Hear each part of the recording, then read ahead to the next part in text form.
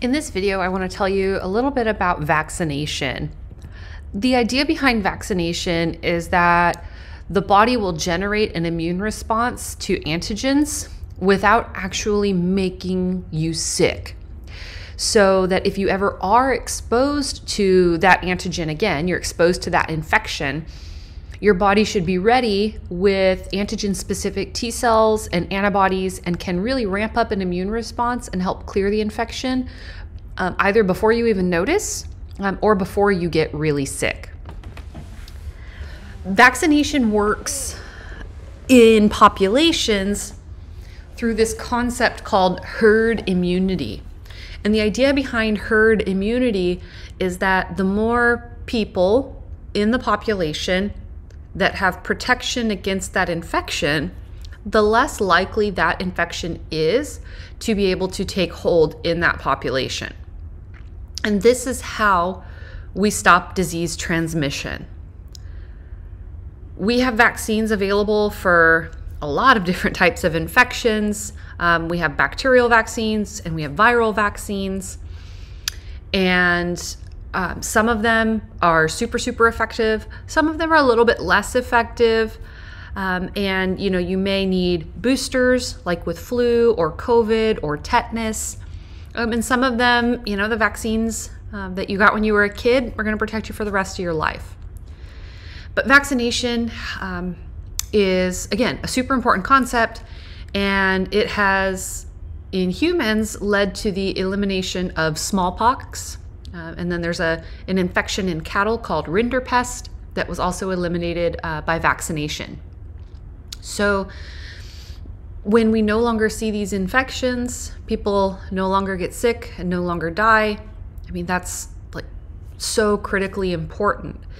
And I think what we see now a lot, particularly in the US and other, I guess, industrialized or developed nations, that we've all had vaccines for so long that we forget what it looks like. And then there's, a lot of survivor bias. Like I was talking to my dad once about vaccination. I don't remember why, and I don't really remember the context, but I remember he said something like, oh yeah, when I was a kid, I got measles and I'm fine. And that's kind of that survivor bias, right? He got measles, he's fine. Most people who got measles are fine. When we talk about measles, we'll talk about how some people who got measles died, and how some people who got measles will develop an infection 20, 30, 40, 60 years later that can kill them. It's kind of the same idea of saying, well, I've been in a car accident and I didn't die, so car accidents are safe.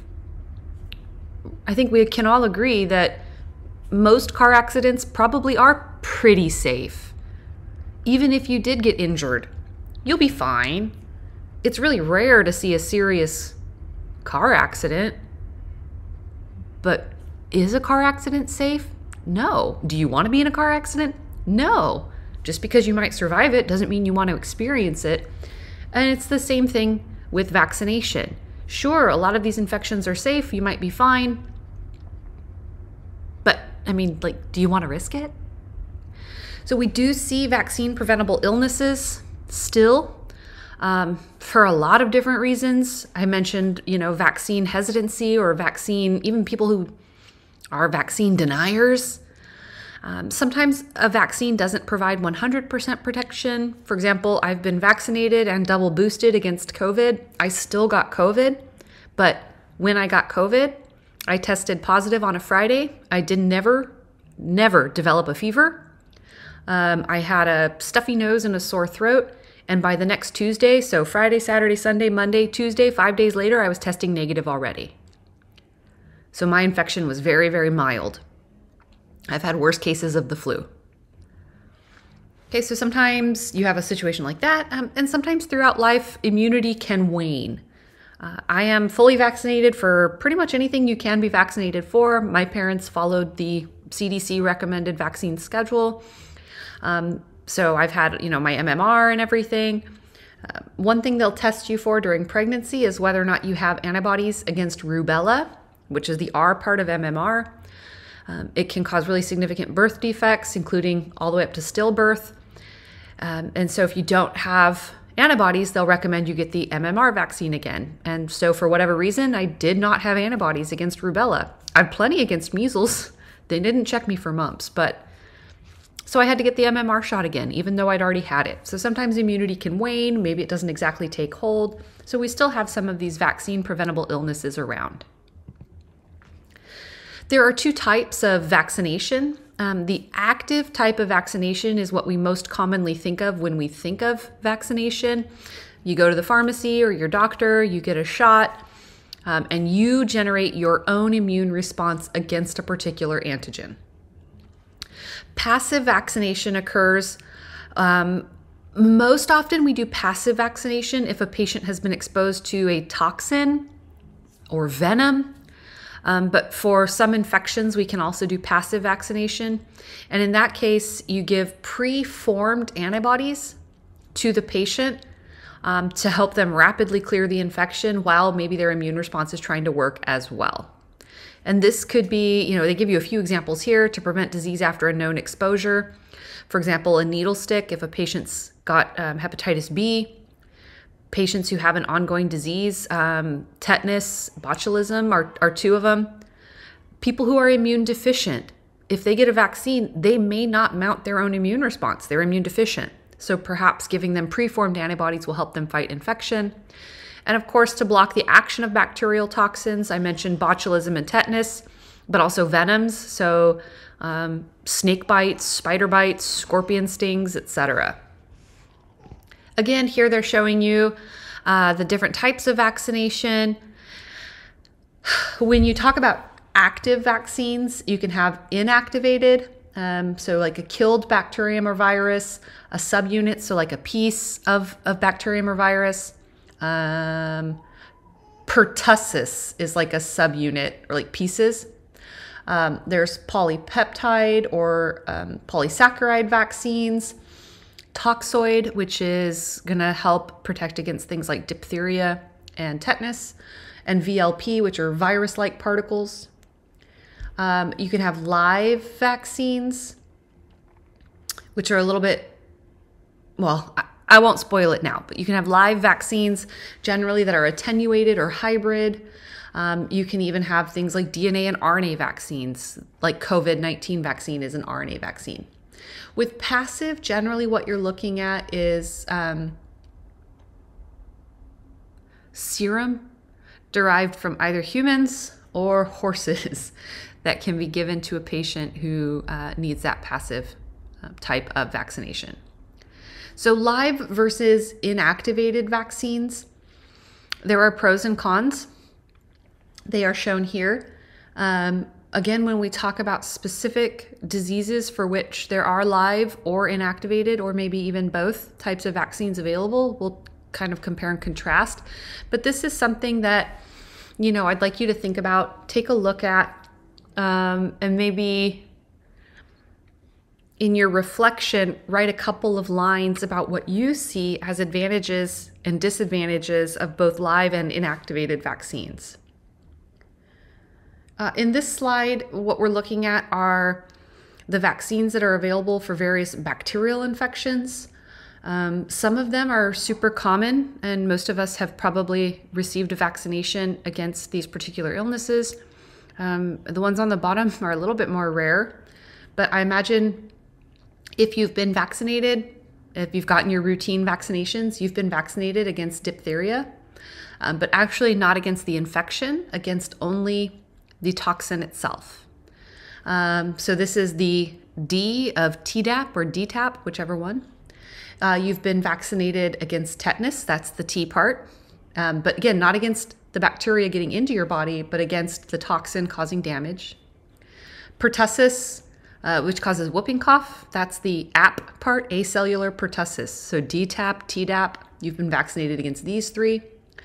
Haemophilus influenza B was a leading cause of death in children under the age of 5 until the vaccine was available. So this has been given to children. I don't remember when it was FDA approved. I believe I'm too old to have gotten it. Some of you might be an age where you were given this vaccine, and I know my children have gotten this vaccine. There's also meningococcus infections. If you lived in the dorms, you probably had to get a vaccine against meningococcus infection. I lived in dorms, I had to get it. There's also pneumococcus infection that can cause meningitis and respiratory disease. And so you've probably, again, if you are at high risk or for children, you may have gotten a vaccine against a pneumococcus. These more rare vaccines are going to be things like maybe travelers have gotten, or military personnel, or specific jobs. So cholera, typhoid, those are generally going to be for people who are traveling to endemic regions. Anthrax, very specific job, a handler of imported fur, or of course military personnel. Plague, vets and animal handlers. Tularemia, animal handlers in endemic areas. Francisella tularensis, if you take a look at the first part of this species name, Tulare. So we live very near an endemic area. Actually, we are in an endemic area, but it's named after Tulare County. Q fever, sheep handlers, laboratory personnel, and then tuberculosis vaccine is not recommended in the US, but it is given in other parts of the world. This is the recommended schedule from the CDC. So we see some of our bacterial ones here, Tdap, Haemophilus influenza. Here's your pneumococcus. Where's our other bacterial? Here's our meningococcus. Here's our boosters for tetanus, and then our meningococcus and pneumococcus vaccines. And then there's a lot of viral vaccines as well, rotavirus, which protects against diarrhea. Infant diarrhea is often fatal, so it's really important to have a vaccine against that. Polio, flu, MMR, chickenpox, Hep A, HPV. So there are a number of different vaccines that are recommended for both children and adults. Here again are some of the various viral vaccines that are available. The top list, right, like from hepatitis A up, are going to be vaccines that you've probably all received. Down is going to be less common. So polio, now depending on where you live, you may get the inactivated versus the live polio vaccine. We'll talk about that when we talk about polio. Measles, mumps, rubella, varicella zoster is chickenpox, rotavirus, HPV, flu, hepatitis A and B. This is not on the list because it's so new. It's not even in this brand new textbook. COVID-19, and then military personnel may be vaccinated against things like adenovirus and smallpox, even yellow fever, or travelers could be vaccinated against yellow fever, Japanese encephalitis, and then rabies. Rabies is one of the unique types of vaccines that after you've been exposed, you can still get the vaccine and have it help fight the infection. Pre-exposure, people who are in high-risk occupations, generally veterinarians and animal handlers. We tend to see vaccines developed against microbes that cause significant illness. Rabies will kill you. Polio will kill you. Measles, mumps, and rubella, they can kill you or your fetus. Right? Tetanus will kill you. Diphtheria will kill you. They're all trying to kill you. Or they could lead to significant consequences like paralysis. They can cause brain damage, right? We want to protect against significant illness. It's easier if the virus or bacterium exists as only a single serotype. So that's the issue we see with things like flu and COVID-19. There are lots of different varieties available, and all of those different varieties can make you sick. It's great if the microbe only infects humans. If we see an infection that can be found in other places like mosquitoes, animals, it's far more difficult to eliminate that infection completely because it'll just keep popping back. If antibody works really well, that's great because, again, the immune system, vaccination should drive like an antibody response.